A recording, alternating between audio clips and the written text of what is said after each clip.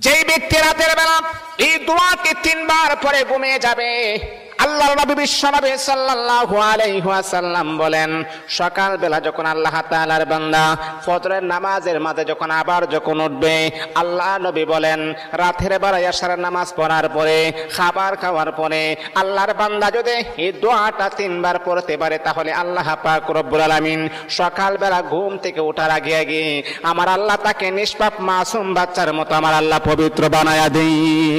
দোয়াটা সবাই আমরা জানি, আমরা সবাই কিন্তু দোয়াটা জানি, কিন্তু আমরা আমল করি না। দোয়াটা হলো আস্তাগফিরুল্লাহাল্লাযী লা ইলাহা ইল্লা হুয়াল হাইয়ুল কাইয়্যুম ওয়া আতুবু ইলাইহি লা হাওলা ওয়ালা কুওয়াতা ইল্লা বিল্লাহিল আলিয়্যিল আযীম। 3 বার যদি আপনি পড়তে পারি, ইনশাআল্লাহ আল্লাহ পাক রব্বুল আলামিন আমার আপনার জীবনের সমস্ত গুনাহগুলোকে আমার আল্লাহ ক্ষমা করে দিবে।